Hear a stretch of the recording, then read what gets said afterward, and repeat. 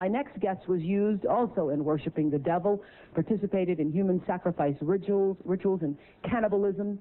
She says her family has been involved in rituals for generations. She is currently in extensive therapy, suffers from multiple personality disorder, meaning she's blocked out many of the terrifying and painful memories of her childhood.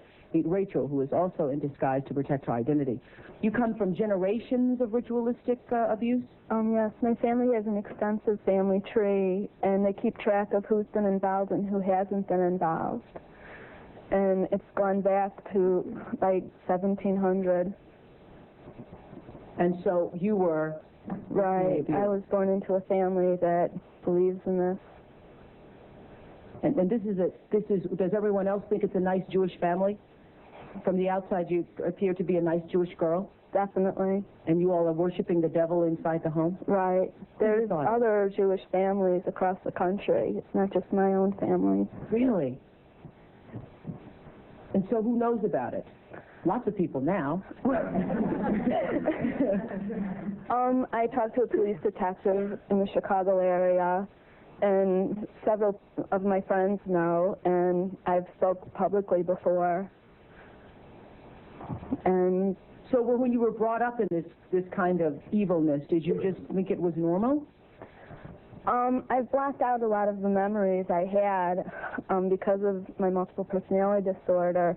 But yes, I mean, it's like if you grow up with something, you think it's normal. Mm-hmm. I always thought something... So what kinds of things? You don't have to give us the gory details, but what kinds of things went on in the family? Well, there would be rituals in which babies would be sacrificed, and you would have to, you know... Whose babies? There were people who bred babies in our family.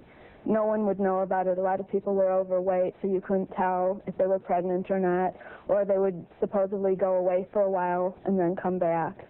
The other thing I want to point out, not all Jewish people sacrifice babies. I mean, no. It's not a very typical thing. I just want to point that out. This is the first time I heard of any Jewish people sacrificing babies. But anyway, so you witnessed the sacrifice? Right. When I was very young, I was forced to participate in that, in which I had to sacrifice an infant. And the purpose of sacrifice is to what? Is to bring you what? What are you sacrificing for? For power. Uh-huh. Power. And so, were you ever used? Were you ever used yourself? I was molested. I was raped several times. Mm-hmm. And what's your mother doing?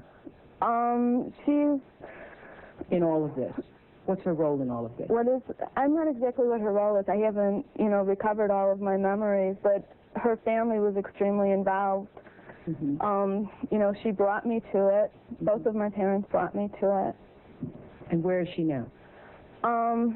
She lives in the Chicago metropolitan area. She's on the Human Relations Commission of the town that she lives in, and she's an upstanding citizen. Nobody would suspect her.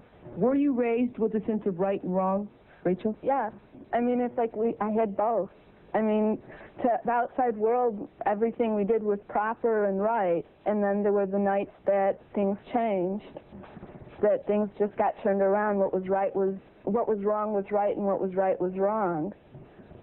That's what helps to create somebody to develop MPD. Mm-hmm. Multiple personality.